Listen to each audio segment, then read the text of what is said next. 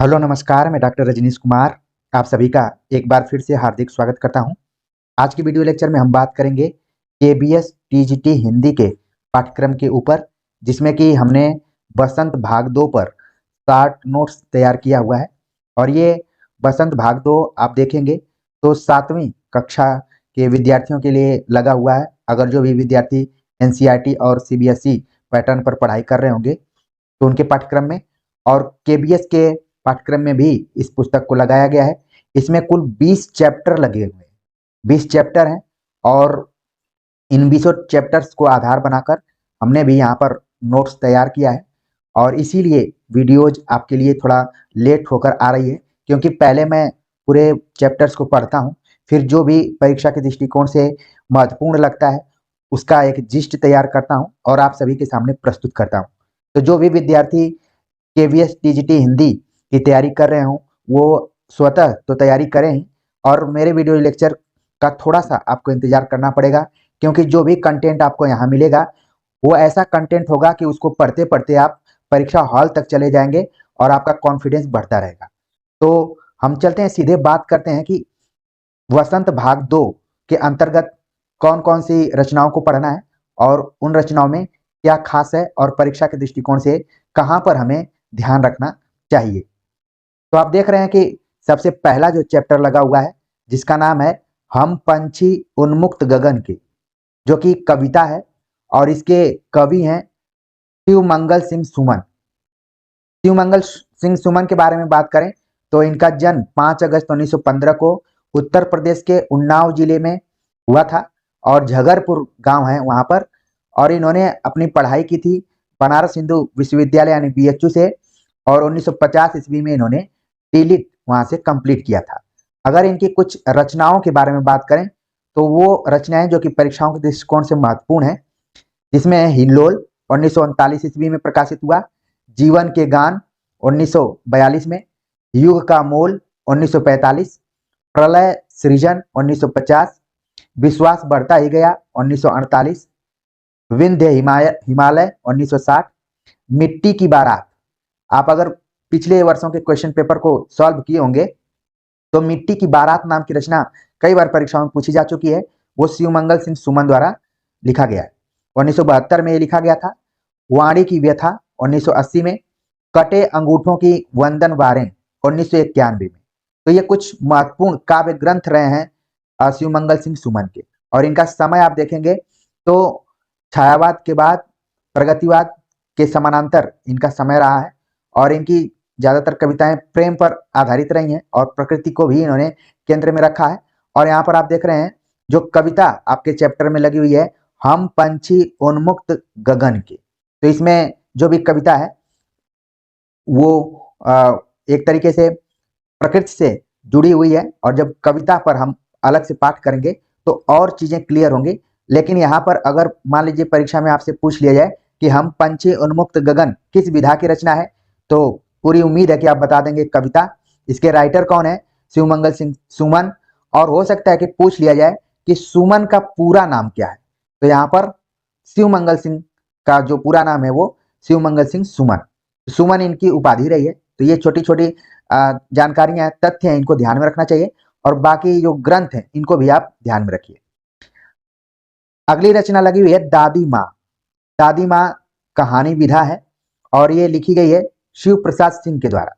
तो शिव प्रसाद सिंह, जिनका जन्म 1928 को जलालपुर में हुआ था, जमानिया बनारस के आसपास जिला है, वहां पर इनका जन्म हुआ था। शिव प्रसाद सिंह जमानिया इस समय आप देखेंगे तो गाजीपुर में है, लेकिन 1928 की बात हो रही है तो एक तरीके से आप देखें तो ऐसा इलाका जो बनारस के क्षेत्र का है जमानिया, लेकिन मूलतः ये गाजीपुर में। तो इस चीज को आप ध्यान में रख सकते हैं वर्तमान समय में। तो जो आगे तथ्य है वो ज्यादा इंपॉर्टेंट है कि शिव प्रसाद सिंह नई कहानी आंदोलन के स्तंभ के तौर पर जाने जाते हैं, और प्राचीन और समकालीन साहित्य से इनका गहरा जुड़ाव रहा है। और जो एक कहानी लगी हुई है दादी माँ, इस कहानी को कई आलोचक, खासतौर से डॉक्टर बच्चन सिंह का नाम इसमें लिया जा सकता है, जिन्होंने की नई कहानी की पहली कहानी माना है। कई बार एग्जाम में यह सवाल पूछा जा चुका है कि दादी माँ को नई कहानी की पहली कहानी किसने माना है, तो बच्चन सिंह को आप यहाँ पर याद कर सकते हैं। और आपने ये भी देखा होगा कि नामवर सिंह ने एक कहानी को हिंदी नई कहानी की पहली कहानी माना है। तो अगर आप सभी जानते हैं तो कमेंट कर बता दीजिए, और मुझे पूरी उम्मीद है कि आप लोग जान रहे होंगे। तो दादी माँ जो कहानी आपके चैप्टर में लगी हुई है, अगर इसके पात्रों के बारे में बात करें तो एक पात्र तो दादी माँ ही है, और इनके अतिरिक्त कुछ पात्र हैं जिसमें है किशन भैया नाम के एक पात्र हैं इसमें। इसके बाद है राघव, इन्हीं के माध्यम से कहानी आगे बढ़ती है। देबू की माँ, अगर मान लीजिए ये पात्रों से संबंधित सवाल पूछ लिया जाता है कि दादी माँ, किशन भैया, राघव, देबू की माँ पात्र किस कहानी से जुड़े हुए हैं, तो अब मुझे पूरी उम्मीद है कि आप दादी माँ कहानी से इसको जोड़ सकते हैं। दादी माँ कहानी, जिसको कि नई कहानी के श्रेणी में भी रखा जाता है। कुछ आलोचकों ने इसको नई कहानी की पहली कहानी माना है। बाकी शिव प्रसाद सिंह की कुछ अन्य प्रकाशित कृतियों के बारे में बात करें तो उपन्यासों में अलग अलग वैतरणी, नीला चाँद जो कि यूपीएससी के पाठ्यक्रम में भी लगा है और काफी इंपॉर्टेंट ये उपन्यास है। इसके अतिरिक्त मंजूषिमा, शैलूस उपन्यास भी कई बार परीक्षाओं में पूछा जा चुका है। अगर कहानी संग्रहों की बात करें तो अंधकूप, एक यात्रा सतह के नीचे, आलोचना में इन्होंने बहुत ही महत्वपूर्ण किताब लिखी है जिसका नाम है कीर्तिलता और अवहट भाषा, आधुनिक परिवेश और नवलेखन नाम से इनकी आलोचनात्मक किताब काफी फेमस है। आधुनिक परिवेश और अस्तित्ववाद, ये भी आलोचनात्मक किताब है। निबंध संग्रहों में है मानसी गंगा, किसको किसको नमन करूं, खूब परीक्षाओं में पूछा गया है, पूरा इसको आप ध्यान में रखें। क्या कहूं कुछ कहा न जाए, जीवनी इन्होंने लिखी उत्तर योगी नाम से महर्षि अरविंद के ऊपर। तो शिव प्रसाद सिंह के बहाने आपने देखा, बल्कि दादी माँ कहानी के बहाने शिव प्रसाद सिंह के संपूर्ण रचनात्मक व्यक्तित्व को भी आपने देख लिया यहाँ पर, और दादी माँ की जो कुछ पात्र योजनाएं रही हैं उनको भी आप समझ गए होंगे। तो इस स्लाइड में हमने 2 चैप्टर्स पे बात की, हम पंछी उन्मुक्त गगन के जो कि कविता है, और दादी माँ कहानी है। आगे बात करते हैं। तीसरा चैप्टर लगा हुआ है हिमालय की बेटियां, जो कि निबंध है और इसको लिखने वाले हैं नागार्जुन। यहाँ पर ध्यान देने वाली बात है कि नागार्जुन को हम मूलतः कवि के रूप में देखते हैं, लेकिन इस चैप्टर में हिमालय की बेटियां नाम से जो चैप्टर लगा हुआ है वो निबंध है। थोड़ा सा हम नागार्जुन के बारे में बात करें तो इनका संबंध प्रगतिशील विचारधारा के साहित्यकारों से जोड़ा जाता है। इन्होंने हिंदी के अतिरिक्त मैथिली, संस्कृत और बांग्ला में भी अपना लेखन कार्य किया। साहित्य अकादमी पुरस्कार से इनको सम्मानित भी किया गया। मैथिली में यात्री उपनाम से नागार्जुन लिखा करते थे, और कई जगह तो इनको बाबा के नाम से भी जाना जाता है। इनका मूल नाम था वैद्यनाथ मिश्र। ये भी कई बार एग्जाम में पूछा जाता है, तो बिल्कुल इसको ध्यान में रखिए। मैथिली में लिखते थे यात्री उपनाम से, और इनका मूल नाम था वैद्यनाथ मिश्र। हिमालय की बेटियां जब आप चैप्टर पढ़ेंगे तो उसमें हिमालय को पर्वत राज के नाम से जाना जाता है, और कुछ नदियों की चर्चा की गई है जो कि बेटियों के तौर पर यहाँ पर नागार्जुन ने देखा है, जिसमें कि सिंधु नदी है, ब्रह्मपुत्र नदी है, इसके अतिरिक्त गंगा है, यमुना है, ठीक है, कई नदियों का इसमें जिक्र किया गया है। बेतवा नदी, जिसको कि पुराने नाम के तौर पर जाना जाता था बेत्रवती नदी, तो इसको आप ध्यान में रखिए, परीक्षा में पूछा जा सकता है कि बेत्रवती किसका पुराना नाम रहा है। और कालिदास ने जब यक्षिणी की चर्चा की है तो वहां पर उन्होंने बेत्रवती नदी का प्रयोग किया है बेतवा के लिए। इसके अतिरिक्त इस चैप्टर में एक बहुत ही महत्वपूर्ण चीज बताया गया है कि काका कालेलकर जो थे उन्होंने माना है कि जो नदियां हैं वो लोक माता है। काका कालेलकर ने नदियों को लोक माता कहा है।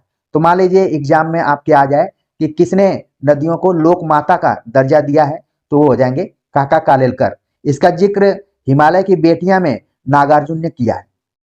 अगर नागार्जुन के कुछ काव्य ग्रंथों के बारे में बात करें जो कि परीक्षाओं में पूछे जा सकते हैं, तो उसमें है युगधारा 1953 में, सतरंगे पंखों वाली 1959, प्यासी पथराई आंखें 1962, तालाब की मछलियां 1974, तुमने कहा था 1980, खिचड़ी विप्लव देखा हमने 1980, हजार हजार बाहों वाली 1981, पुरानी जूतियों का कोरस 1983, रत्न गर्भ 1984, ऐसे भी हम क्या ऐसे भी तुम क्या 1985 में आया। आखिर ऐसा क्या कह दिया मैंने 1986। इस गुब्बारे की छाया में 1990। भूल जाओ पुराने सपने 1994 में। अपने खेत में 1997 में इनके प्रमुख काव्य संग्रह प्रकाशित हुए हैं। तो इसमें आपने देखा कि कुछ ऐसी रचनाएं हैं जो कि प्राय परीक्षाओं में आती हैं।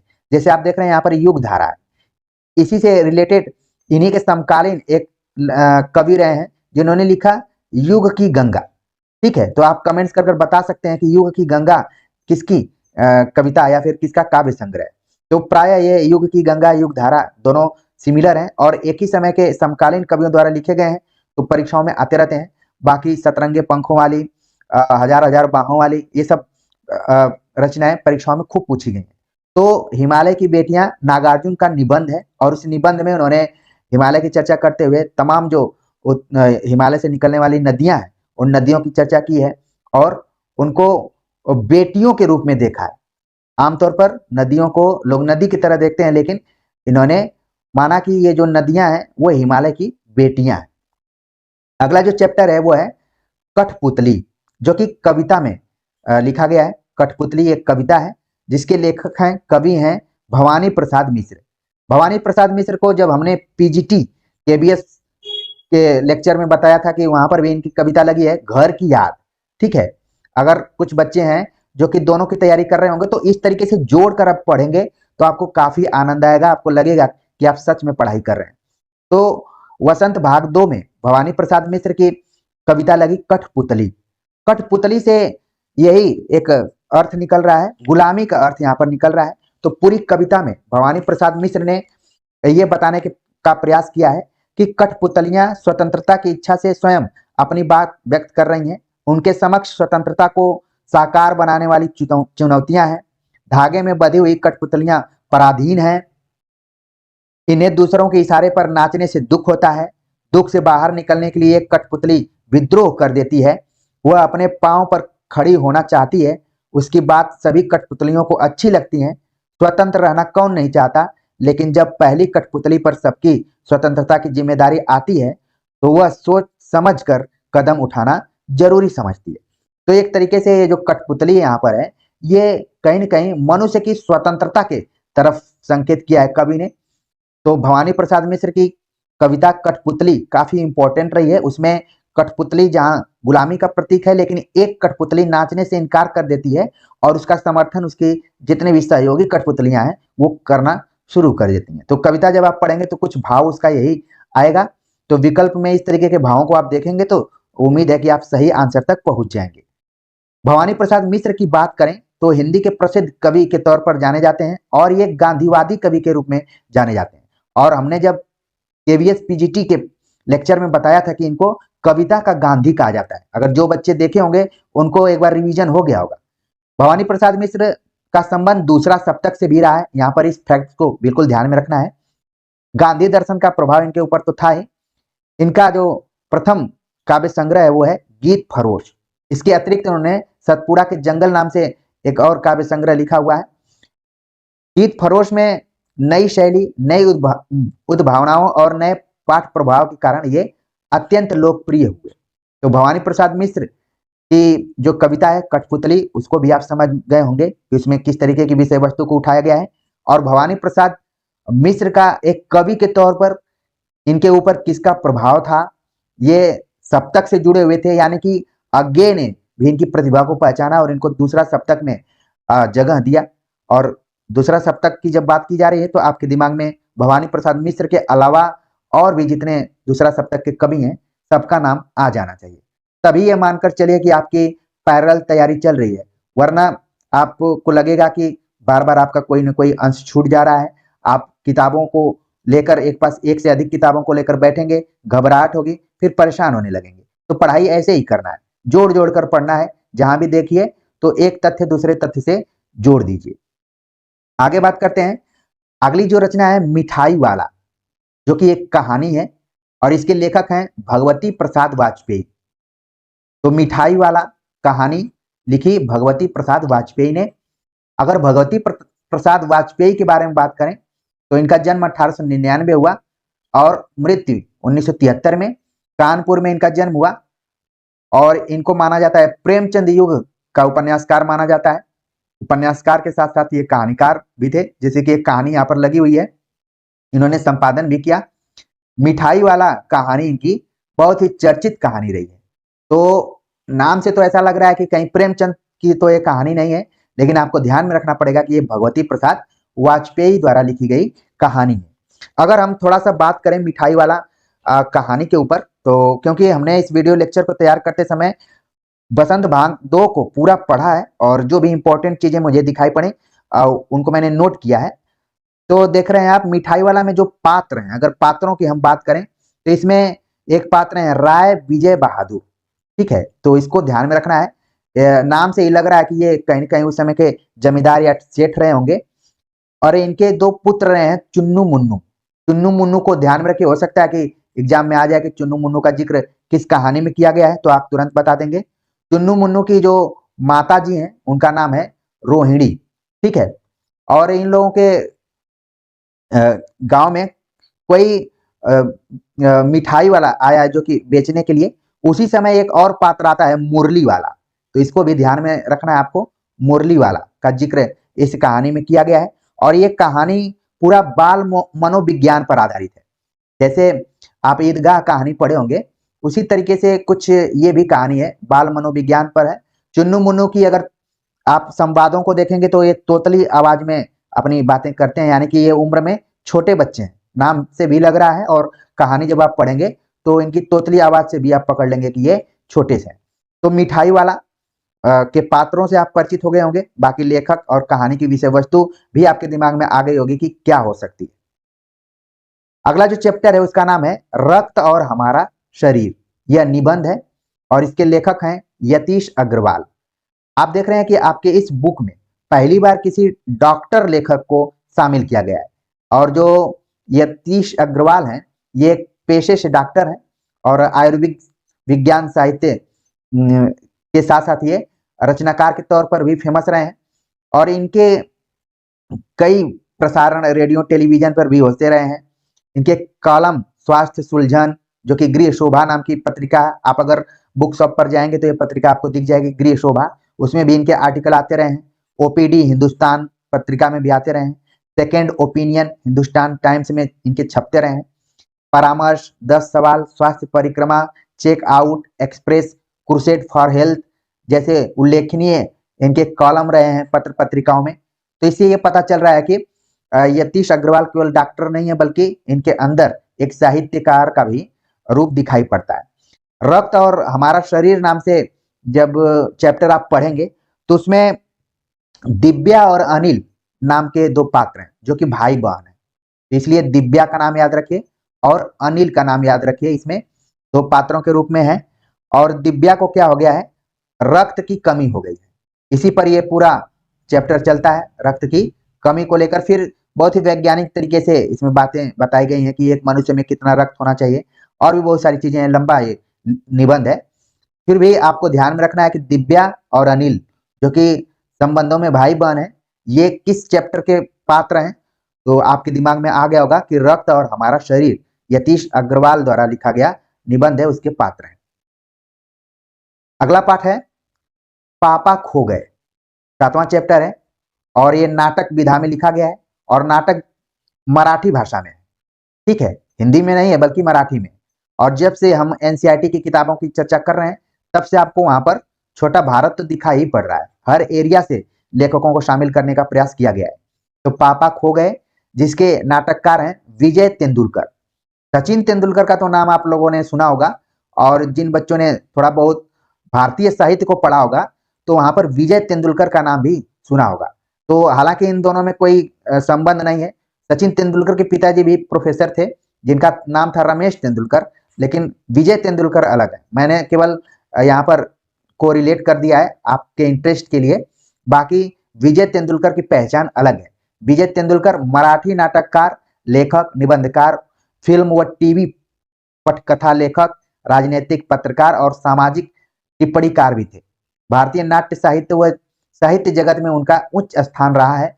वे सिनेमा और टेलीविजन की दुनिया में पटकथा लेखक के रूप में भी पहचाने जाते हैं। ढाई पन्ने, शांतताता, कोट चालू आहे, घासीराम कोतवाल। घासीराम कोतवाल काफी फेमस इनका नाटक रहा है। इसके अतिरिक्त सखाराम बाइंडर, विजय तेंदुलकर के लिखे बहुत चर्चित नाटक हैं, जिन्होंने मराठी थिएटर को नई ऊंचाइयां दी हैं। कहा जाता है कि उनके सबसे चर्चित नाटक घासीराम कोतवाल का 6000 से अधिक, ध्यान में रखिए, 6000 से अधिक बार मंचन हो चुका है। अभी हम कुछ दिन पहले अंधायुग नाटक पर विचार कर रहे थे, हालांकि अभी ये इसी नेट में भी लगा है, और संयोग से मुझे एक जगह वक्ता के रूप में धर्मवीर भारती पर बोलना था, तो वहां पर मैं तैयार कर रहा था धर्मवीर भारती को, तो अंधायुग का जिक्र आया। तो ये रंगमंच के दृष्टिकोण से काफी इंपॉर्टेंट नाटक रहा है। लेकिन आप यहाँ पर देख रहे हैं कि घासीराम कोतवाल, जो कि विजय तेंदुलकर का नाटक है, और 6000 से अधिक बार ये खेला जा चुका है। तो आप देख रहे हैं कि जो आपके पाठ्यक्रम में लगा हुआ है चैप्टर पापा खो गए हैं, नाटक मराठी भाषा में लिखा गया है विजय तेंदुलकर द्वारा, और इसमें विजय तेंदुलकर ने जो पात्र योजना बनाई है वो देखने लायक है। जिसमें अगर आप बुक देखेंगे तो यहाँ पर इन्होंने बिजली खंभा नाम से पात्र रखा हुआ है, जिसमें कि एक नाचने वाली है, ठीक है, नाचने वाली है बिजली खंभा के तौर पर। दूसरा जो पात्र है वो है पेड़ जो है वो लड़की बना हुआ है, तो इसको आपको ध्यान में रखना है। लेटर बॉक्स जो है वो आदमी बना है, ठीक है। इसके बाद जो पात्र है वो है कौवा। तो इतने पात्र हैं इस पापा खो गए नाटक में, जो कि मराठी भाषा में लिखा हुआ है। तो आप थोड़ी बहुत इसके विषय वस्तु और उन तमाम पात्र योजनाओं और विजय तेंदुलकर के बारे में जानकारी हासिल कर ली होगी। किसी भी तरीके का प्रश्न आएगा तो मुझे पूरा विश्वास है और कॉन्फिडेंस है कि आप लोग इसको सही कर पाएंगे। अगला जो चैप्टर है शाम एक किसान, जो की कविता है और लिखने वाले हैं सर्वेश्वर दयाल सक्सेना। जो सर्वेश्वर दयाल सक्सेना को आपने जरूर अपने छोटी कक्षाओं में, खासतौर से बीए और एमए के कक्षाओं में पढ़ा होगा। तो इनकी कुछ रचनाएं हैं, जिसमें कि काठ की घंटियां, बांस का फूल, एक सूनी नाव, गर्म हवाएं, कुआनो नदी, जंगल का दर्द, खूटियों पर टंगे लोग। और जितनी रचनाओं का मैंने नाम लिया, सब रचनाएं बहुत ही इंपॉर्टेंट हैं, और प्रीवियस ईयर के क्वेश्चन पेपर को आप देखेंगे तो उसमें ये सारी रचनाएं किसी न किसी रूप में पूछी गई होंगी। तो इनको एक नजर जरूर अपने ध्यान में रखिए। और भी महत्वपूर्ण चीज ये है कि सर्वेश्वर दयाल सक्सेना का संबंध सप्तक से भी रहा है, और तीसरा सप्तक। इसके पहले हमने भवानी प्रसाद मिश्र के बारे में बताया, जो कि दूसरा सप्तक से जुड़े हुए थे। यहाँ पर सर्वेश्वर दयाल सक्सेना देख रहे हैं कि तीसरा सप्तक के एक महत्वपूर्ण कवि रहे। शाम एक किसान, नाम से ही लग रहा है कि ये किसान को केंद्र में रखकर कविता को इन्होंने लिखा है। और इस कविता में कवि ने किसान के रूप में जाड़े की शाम के प्राकृतिक दृश्य का चित्रण किया है। इस प्राकृतिक चित्रण में पहाड़ बैठे हुए किसान की तरह दिखाई दे रहा है। आकाश उसके सिर पर बंधे साफे के समान, पहाड़ के नीचे बहती हुई नदी, घुटनों पर रखी चादर सी, पलाश के पेड़ों पर खिले लाल लाल फूल जलती अंगीठी के समान, पूर्व क्षितिज पर घना होता अंधकार झुंड में बैठी भेड़ों जैसा, और पश्चिम दिशा में डूबता हुआ सूरज चिलम पर सुलगती आग की भांति दिख रहा है। यह पूरा दृश्य शांत है। अचानक मोर बोल उठता है, मानो किसी ने आवाज लगाई, सुनते हो। इसके बाद यह दृश्य घटना में बदल जाता है। चिलम उलट जाती है, आग बुझ जाती है, धुआं उठने लगता है, सूरज डूब जाता है, शाम ढल जाती है और रात का अंधेरा छा जाता है। तो ये पूरा एक तरीके से कंटेंट था शाम एक किसान नामक कविता का। और इस कविता में आपने देखा कि शाम को ही कवि जो है किसान के रूप में देखा है, और उसके आसपास के जो भी वातावरण है उसको अलग अलग रूपकों में रखने का प्रयास किया है। तो शाम एक किसान को ध्यान में रखिए, इसके कवि को ध्यान में रखिए, और कवि से रिलेटेड जो भी तथ्य रहे हैं, उनके काव्य संग्रह रहे हैं, उनका किस सप्तक से जुड़ाव रहा है, ये सारी चीजें आपके दिमाग में बैठ गई होंगी। आगे बात करते हैं, अगली जो रचना है चिड़िया की बच्ची। चिड़िया की बच्ची जो कि कहानी विधा में है, और इसके कहानीकार हैं जैनेन्द्र कुमार। जब भी जैनेन्द्र कुमार का नाम आता है तो आपको तुरंत ध्यान में आना चाहिए कि इनका प्रेमचंद से काफी अच्छा संबंध था, और जब अपने प्रेमचंद अपने आखिरी दिनों में थे तो जैनेन्द्र कुमार इनके बहुत ही अच्छे मित्र थे। अगर प्रेमचंद के पत्रों के बारे में पढ़ेंगे तो जैनेन्द्र के साथ इन्होंने काफी पत्र व्यवहार किया है। तो जैनेन्द्र के बारे में बात करें तो प्रेमचंदोत्तर उपन्यासकारों में इनका प्रमुख स्थान है। वह हिंदी उपन्यास के इतिहास में मनोविश्लेषणात्मक परंपरा के प्रवर्तक के तौर पर जाने जाते हैं। जैनेन्द्र अपने पात्रों की सामान्य स्थिति में या सामान्य गति में सूक्ष्म संकेतों की निहित की खोज करते हैं, उन्हें बड़े कौशल से प्रस्तुत करते हैं। खासतौर से स्त्री चरित्रों को इन्होंने ध्यान में रखा हुआ है और एक पुरुष लेखक कैसे स्त्री के मन को पकड़ने का प्रयास करता है वो जैनेन्द्र की रचनाओं से पता चलता है। जैनेन्द्र के उपन्यासों में घटनाओं की संघटनात्मकता पर बहुत कम बल दिया गया मिलता है। चरित्रों की प्रतिक्रियात्मक संभावनाओं के निर्देशक सूत्र ही मनोविज्ञान और दर्शन का आश्रय लेकर विकास को प्राप्त होते हैं। अगर इनके प्रमुख कहानी संग्रहों की बात करें तो उसमें फांसी 1929 में, वातायन 1930 में, नीलम देश की राजकन्या कई बार एग्जाम में पूछा जा चुका है, इसको बिल्कुल ध्यान में रखें। 1933 में एक रात कहानी भी काफी जबरदस्त है। 1934 में दो चिड़िया, 1935 पाजेब 1942, जय संधि 1949 और जैनेन्द्र की कहानियां 7 भागों में प्रकाशित है। तो ये कुछ जैनेन्द्र के रचनात्मक जीवन पर आधारित कुछ तथ्य थे जिनको कि हमने आप सभी के सामने रखा। अगर बात करें कि जो चैप्टर है चिड़िया की बच्ची, इसमें क्या बातें की गई हैं। इसमें 2 पात्र महत्वपूर्ण रूप से हैं। एक है सेठ माधव दास, ठीक है, सेठ माधव दास हैं, और दूसरी जो पात्र है चिड़िया की बच्ची। इसी को ध्यान में रखते हुए पूरी एक कहानी आगे बढ़ती है। तो माधव दास को आप बिल्कुल ध्यान में रखिए। अगर परीक्षा में पूछ लिया जाए कि सेठ माधव दास का संबंध किस रचना से है तो उम्मीद है कि आप तुरंत बता देंगे कि चिड़िया की बच्ची, जो कि कहानी है और जैनेन्द्र कुमार इसके कहानीकार हैं। ठीक है, आगे बात करते हैं। अगला जो चैप्टर है अपूर्व अनुभव। अपूर्व अनुभव संस्मरण विधा में लिखा गया है और ये जापानी संस्मरण है, ठीक है। और इसके जो लेखक हैं उनका नाम है तेत्सुको कुरियानागी, ठीक है, तेत्सुको कुरियानागी। अब आप देख रहे हैं कि एनसीईआरटी की जो किताब है ये भारत से बाहर भी धीरे धीरे अपने पांव को पसार रही है। जापान तक के लेखकों को इसमें शामिल कर लिया गया है। अपूर्व अनुभव, अपूर्व अनुभव जो कि मैंने बताया तेत्सुको कुरियानागी की है।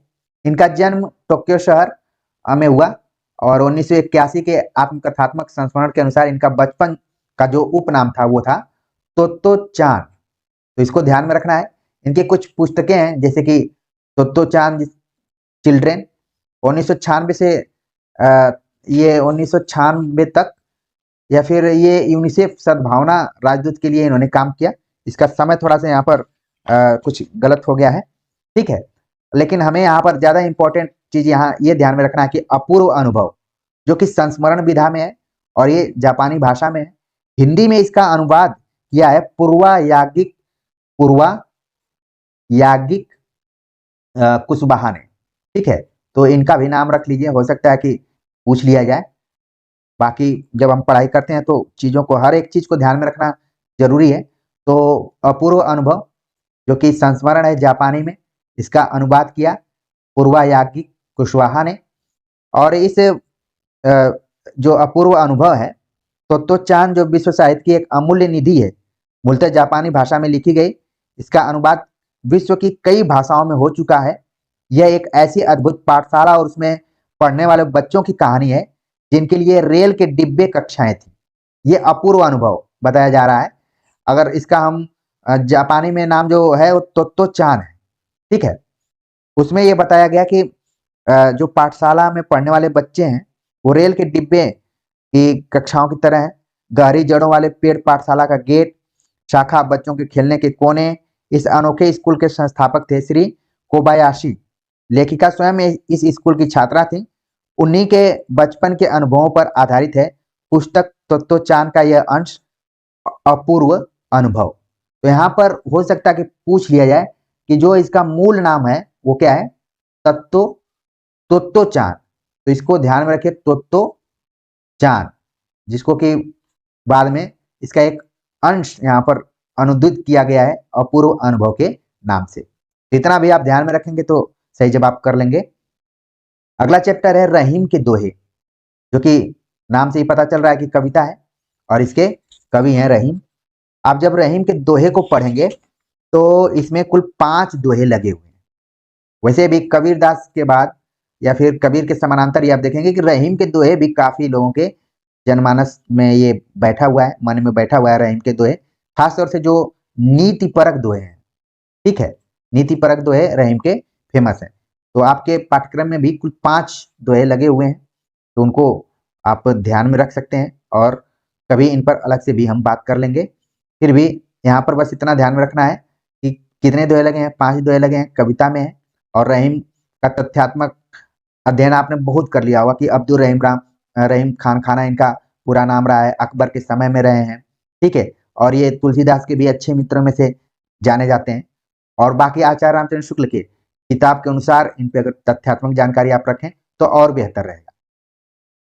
रहीम के ऊपर किताब अगर किसी व्यक्ति ने लिखा है तो उनका नाम है सत्य प्रकाश मिश्र।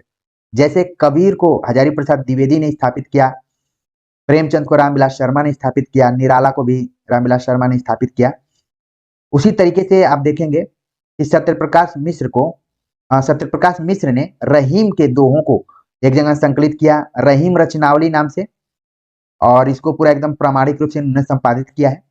और रहीम द्वारा प्रयुक्त नई शैलियां और काव्य प्रयोगों को रेखांकित करने का प्रयास इस पुस्तक में किया गया है। तो अगर कोई पीएचडी इत्यादि करना चाहता है रहीम पर तो जरूर इस किताब को देख सकता है। बाकी हो सकता है कि परीक्षा में कभी पूछ लिया जाए कि रहीम रचनावली किसकी रचना है, तो आप सत्यप्रकाश मिश्र को जरूर अपने ध्यान में रख सकते हैं। आगे बात करें, अगला जो चैप्टर लगा हुआ है कंचा, जो कि कहानी है और ये मलयालम भाषा में लिखी गई है।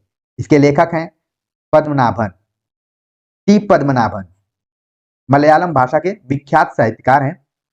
इनके द्वारा रचित एक कहानी संग्रह गौरी के लिए उन्हें 1976 में साहित्य अकादमी पुरस्कार से सम्मानित किया गया है। अच्छा, आपको एक चीज आप ध्यान में रखना पड़ेगा, ये जो मैं चीजें बता रहा हूँ ये अलग से हमने आपके सामने प्रस्तुत करने का प्रयास किया है। आपको ये एनसीईआरटी या जो वसंत भाग 2 है इसमें नहीं मिलेगा, लेकिन हमने अलग से मेहनत किया है, इसको यहाँ पर जोड़ने का प्रयास किया है। कंचा जैसे ही मैं बोल रहा हूँ तो आपके दिमाग में बचपन में आप सारे लोग कंचा जरूर खेले होंगे। हो सकता है कि क्षेत्रीय भाषा में बोली में कंचा को अलग अलग नाम दिया जाए, लेकिन ये कहीं ना कहीं एक खेल से इसको जोड़ा गया है। कंचा खेल है और ये काफी आप देखेंगे चैप्टर में ना तो लंबी कहानी के रूप में है, ठीक है। ये छोटी मोटी कहानी नहीं है, बहुत ज्यादा पेज और काफी समय इसने लिया जब मैं इसको पढ़ना शुरू किया था। तो इसमें जो पात्र है उसमें सियार को रखा गया है, कौवे को रखा गया है। इसके अतिरिक्त एक जार्ज नाम का पात्र है जो कि कंचा खेल को बहुत अच्छा खेलता है, इसका बहुत अच्छा खिलाड़ी है। जार्ज को आप ध्यान में रखिए, कंचे का खिलाड़ी। इसके अतिरिक्त इसमें मल्लिका नाम की एक पात्र आती है और इसमें एक मास्टर साहब भी हैं, ठीक है, मास्टर साहब। इसके अतिरिक्त एक और पात्र है जिसका नाम है अप्पू रामन, एक है अप्पू एक है रामन। तो कुछ ये पात्र हैं कंचा कहानी के और इन पात्रों को आप समझ गए होंगे। टी पद्मनाभन इसके कहानीकार हैं, मलयालम भाषा में एक कहानी है, इसको अनुवाद किया गया है एक तरीके से देखा जाए हिंदी में। तो अब आपके दिमाग में आ रहा होगा कि अनुवाद किसने किया है, तो ये अभी तक मुझे नहीं मिला कि इसका अनुवाद किसने किया, नहीं तो मैं बता दिया होता अभी तक। चलिए अगला जो चैप्टर है वो है एक तिनका। एक तिनका जो कि कविता है और इसके कवि हैं अयोध्या सिंह उपाध्याय हरिऔध। अयोध्या सिंह उपाध्याय हरिऔध का वैसे तो हम लोग अक्सर नाम सुनते हैं प्रिय प्रवास को लेकर, लेकिन यहाँ पर जो आपके सिलेबस में और आपके चैप्टर में जो कविता लगी है उसका नाम है एक तिनका, ठीक है। तो थोड़ा सा हम हरिऔध के बारे में देख लेते हैं, उनकी कुछ खास रचनाओं के बारे में देख लेते हैं। यहाँ पर आप देख रहे हैं कि प्रिय प्रवास हरिऔध जी का सबसे प्रसिद्ध और महत्वपूर्ण ग्रंथ रहा है। जैसे मैंने बोला प्रिय प्रवास तो खड़ी बोली का प्रथम महाकाव्य है, 1914 में प्रकाशित हुआ है, 17 सर्गों में है। ये सारी चीजें आपके दिमाग में आनी चाहिए। राधा को केंद्र में रखकर लिखा गया है ये सब, और इसको मंगला प्रसाद पारितोषिक पुरस्कार भी प्राप्त हो चुका है। उस जमाने का ये एक तरीके से ज्ञानपीठ टाइप का पुरस्कार था, तो ये भी ध्यान में रखिए। इसके अतिरिक्त हरिऔध ने ठेठ हिंदी का ठाठ, अधखिला फूल, हिंदी भाषा और साहित्य का विकास, हिंदी भाषा और साहित्य का विकास नाम से एक इनका ग्रंथ है, इसको भी ध्यान में रखिए, कई बार परीक्षाओं में आ जाता है। वैसे तो मूल रूप से ये कवि के तौर पर जाने जाते हैं, लेकिन कुछ आलोचनात्मक इनकी किताबें मिल जाती हैं, जैसा कि यहाँ पर हमने बताया। कुछ ग्रंथों के बारे में बात करें तो प्रिप्रवास, वैदेही वनवास, पारिजात, रस कलश, चुपते चौपते, चोखे चौपते, ठेठ हिंदी का ठाठ, अधिकिला फूल, रुक्मणी परिणय इत्यादि इंपॉर्टेंट है। ठीक है, आगे बात करते हैं।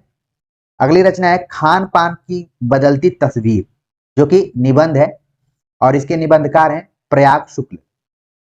प्रयाग शुक्ल ने कई रचनाएं की हैं, जिसमें कविता संभव, यह एक दिन है, अधूरी चीजें, अधूरी चीजें तमाम, बीते कितने बरस, यह जो हरा है, यहाँ कहाँ थी छाया, इस पृष्ठ पर, तू नयना फिर यह न कहना, उनके काव्य संग्रह के तौर पर है।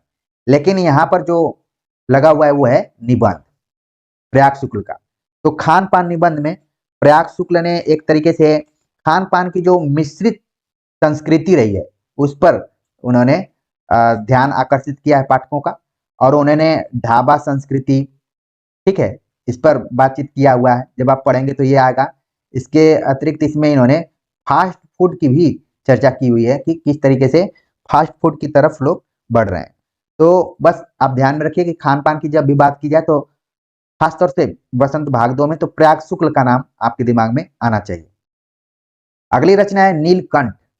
नीलकंठ जो कि रेखा चित्र है, ठीक है, तो विशेष तौर पर ध्यान में आप रखिए, महादेवी वर्मा द्वारा लिखित है ये नीलकंठ, रेखा चित्र है। अगर रेखा चित्रों की बात करें तो महादेवी वर्मा के मुख्य रूप से दो रेखा चित्रों की यहाँ पर चर्चा की जा सकती है। अतीत के चलचित्र जो कि 1941 में प्रकाशित हुआ, और स्मृति की रेखाएं जो कि 1943 में प्रकाशित हुआ। नीलकंठ जो लगा हुआ है, आपके दिमाग में आ रहा होगा कि ये क्या है, तो ये एक मोर का नाम है। ध्यान में रखिए, हो सकता है परीक्षा में पूछ लिया जाए कि नीलकंठ किस पक्षी का नाम है, तो मोर है। और इसका नाम नीलकंठ क्यों पड़ा, क्योंकि इसका जो गला है, ठीक है, ग्रीवा, वो नीले रंग का है। नीलाभ इसको कहा जा सकता है, नीलाभ ग्रीवा के कारण इसका नाम मोर रखा गया है। और माधवी वर्मा ने एक पात्र का जिक्र किया है, बड़े मियाँ।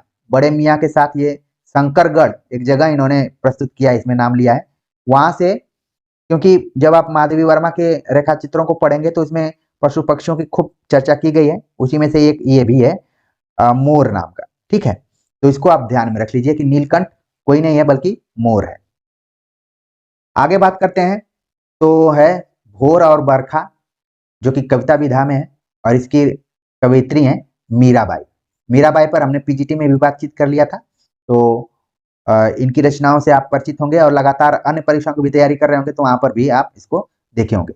लेकिन भोर और बरखा नाम से अगर पूछी जाए किसकी कविता है, तो अब आपको तुरंत दिमाग में आ गया होगा आपके कि मीराबाई। ठीक है, भोर और बरखा।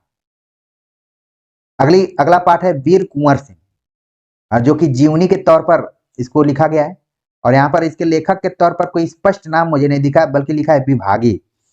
तो इसमें जब आप पढ़ेंगे इसको, ये भी बड़ा लंबा चौड़ा है। मैंने जब इसको पढ़ना शुरू किया तो इसमें 1857 की क्रांति को भी रखा गया है, और इसके समय में जो भी प्रमुख क्रांतिकारी थे, जैसे बेगम हजरत महल, इनका नाम इसमें आया हुआ है। इसके अतिरिक्त आया है बहादुर शाह जफर का नाम, फिर नाम आया है मंगल पांडे का, और वीर कुंवर सिंह जो कि बिहार के आरा जिले से थे। जगदीशपुर नाम एक आपने सुना होगा, जगदीशपुर, वहां से इनका जुड़ाव था। तो ये कुछ तथ्यात्मक चीजें हैं वीर कुंवर सिंह जीवनी पर आधारित, कि इसमें किस चीज की चर्चा की गई है, 1857 से रिलेटेड जो भी घटनाएं रही हैं उनको आधार बनाया गया है इसमें। आगे बात करें तो अगला चैप्टर है संघर्ष के कारण मैं तुनुक मिजाज हो गया। धनराज, धनराज पिल्ले का नाम आपने सुना होगा, जो कि हॉकी खिलाड़ी थे। ठीक है, और हॉकी जो है हमारा राष्ट्रीय खेल भी है। तो एक जमाना था कि जैसे क्रिकेट में सचिन तेंदुलकर का नाम था, उसी तरीके से हॉकी में धनराज पिल्ले का भी नाम था। उनका इंटरव्यू लिया है, उनका साक्षात्कार लिया है विनीता पांडे ने। तो ये भी लंबा साक्षात्कार है, और इसमें उन्होंने धनराज पिल्ले का क्या व्यक्तित्व रहा है उसके बारे में पूरी पूरी चर्चा की गई है। और यहाँ शीर्षक में ही बताया जा रहा है कि उनका जो व्यक्तित्व रहा है धनराज पिल्ले का, संघर्ष के कारण तुनक मिजाज हो गया था। यानी कि इन्होंने इतना संघर्ष किया कि इनका जो व्यक्तित्व था वो तुनक मिजाजी ढंग का हो गया था। और बाकी पूरा विनीता पांडे ने इस साक्षात्कार में धनराज पिल्ले के व्यक्तित्व के बारे में चित्रण किया है। तो आप यहाँ पर परीक्षा के दृष्टिकोण से यह ध्यान में रखिए, ये क्या है, साक्षात्कार विधा के तौर पर है धनराज पिल्ले वाला जो चैप्टर लगा हुआ है। और इसमें अतिरिक्त कुछ कुछ चीजें और पढ़ने की हमारी ख्वाहिश क्या है, केवल पढ़ने के लिए ही आपके पाठ्यक्रम में इससे सवाल मुझे नहीं लग रहा कि आएगा। अगला जो चैप्टर है वो है आश्रम का अनुमानित व्यय, लेखा जोखा पर आधारित है। मोहनदास करमचंद गांधी द्वारा लिखा गया है। और इसमें जब गांधी जी दक्षिण अफ्रीका से भारत वापस आए तो उन्होंने अहमदाबाद में, इस चैप्टर में यह जिक्र किया गया है कि अहमदाबाद में एक आश्रम बनवाया। ठीक है, अहमदाबाद में एक आश्रम बनवाया और उसी को ध्यान में रखते हुए पूरा ये बातें, ये लेखा जोखा प्रस्तुत किया गया इसमें। तो बस इतना ही ध्यान में रखिए। अगला है विप्लव गायन। विप्लव गायन जो कि कविता विधा में है और इसके जो कवि हैं वो हैं बालकृष्ण शर्मा नवीन। तो यहाँ पर आप देख रहे हैं कि पहला जो चैप्टर लगा हुआ था शिव मंगल सिंह सुमन, उपनाम था उनका सुमन। और जो आखिरी चैप्टर आपके इस सिलेबस में लगा हुआ है नवीन, जिनका कि पूरा नाम है बालकृष्ण शर्मा नवीन। ठीक है, तो इनकी जो कविता लगी हुई है विप्लव गायन। विप्लव गायन जड़ता के विरुद्ध विकास एवं गतिशीलता की कविता है। ठीक है, मतलब जड़ता के खिलाफ विकास और गतिशीलता की ये कविता है विप्लव गायन, जब इस कविता को आप पढ़ेंगे तो। और इस कविता में विकास और गतिशीलता को अवरुद्ध करने वाली जो भी प्रवृत्तियां रही हैं, उन प्रवृत्तियों को ध्यान में रखते हुए उन प्रवृत्तियों से संघर्ष करके कवि नया सृजन करना चाहता है। इसीलिए कवि विप्लव के माध्यम से परिवर्तन को लाना चाहता है। ठीक है, विप्लव गायन। और बालकृष्ण शर्मा का एक कविता आपने पढ़ा होगा कि ऐसा शोर मचाओ कि उथल पुथल मच जाए, कभी ऐसा तान सुनाओ कि उथल पुथल मच जाए। कुछ इस तरह की कविता है। अगर आप लोग चाहें तो इसको क्लियर कमेंट्स में लिख सकते हैं कि क्लियर क्या है इसका टॉपिक। ठीक है, तो कहीं ना कहीं आप देख रहे हैं कि जो कवि होता है वो अपने स्वभावतः हर शीर्षक में कुछ न कुछ अपने चरित्र, अपने कैरेक्टर, अपने स्वभाव, अपने नेचर को प्रस्तुत कर देता है। और विप्लव गायन कविता में भी जड़ता के विरुद्ध जो भी अवरुद्ध चीजें हैं उससे कवि संघर्ष किया है और उसमें उसको लग रहा है कि विप्लव के माध्यम से परिवर्तन आ सकता है। तो खासतौर से ये जो कविता है वो विकास और गतिशीलता को केंद्र में रखकर लिखी गई है। कभी ऐसी तान सुनाओ कि उथल पुथल मच जाए, कुछ इस टाइप से है उसका नाम। अगर बालकृष्ण शर्मा नवीन के काव्य ग्रंथों के बारे में बातचीत करें तो इसमें है कुमकुम, रश्मि रेखा, अपलक, क्वासी, उर्मिला, विनोबा स्तवन, प्राणार्पण तथा हम विस्पाई जन्म के, ये कुछ काव्य ग्रंथ हैं। पहली जेल यात्रा के दौरान उर्मिला की शुरुआत की और उर्मिला महाकाव्य के प्रणयन में आचार्य महावीर प्रसाद द्विवेदी की प्रेरणा की झलक साफ देखी जा सकती है।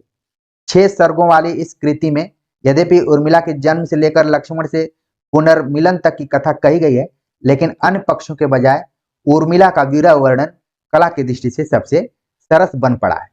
तो आप देख रहे हैं कि उर्मिला को केंद्र में रखते हुए अब बालकृष्ण शर्मा नवीन ने लिखा है। एक और लेखक हैं जिन्होंने कि उर्मिला को केंद्र में रखकर एक महाकाव्य लिखा है। आप लोग उसको कमेंट्स कर कर बताएंगे कि वो कौन से कवि हैं। और उनके ऊपर भी महावीर प्रसाद द्विवेदी का प्रभाव रहा है। तो इन दोनों कवियों को एक दूसरे से जोड़कर आप देखेंगे तो और अच्छा आपको लगेगा। और जो बच्चे पीएचडी करना चाहते हैं, बार बार वो कमेंट्स करते हैं, तो आप चाहें तो उर्मिला को केंद्र में रखकर जो 2 बड़े महाकाव्य लिखे गए हैं, एक का नाम तो उर्मिला ही है और एक का नाम मुझे अब बताना पड़ जाएगा साकेत।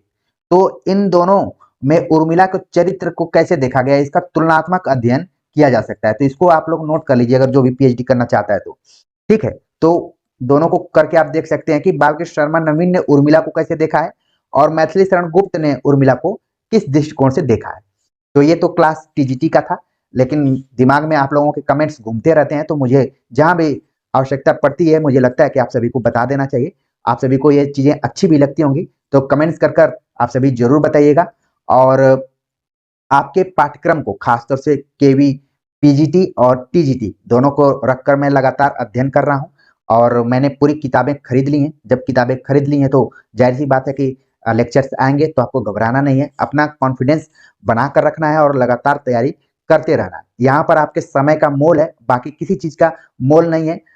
तो यही मैं निवेदन करूंगा कि आप समय निकाल कर देखते रहिए और अपने परिचितों को जरूर इस चैनल के बारे में बताइए कि कोई ऐसा व्यक्ति है जो कि अपनी पढ़ाई को सार्थक करना चाहता है, लोगों से जुड़कर लोगों के बीच में पहुंचना चाहता है, उसका यही लक्ष्य है। तो जरूर अपने दोस्तों को भी बताइए इसके बारे में। और अभी तक इसको सब्सक्राइब नहीं किए हो तो जरूर आप लोग कर लीजिए। ठीक है, तो मिलते हैं एक नए टॉपिक के साथ, तब तक के लिए नमस्कार।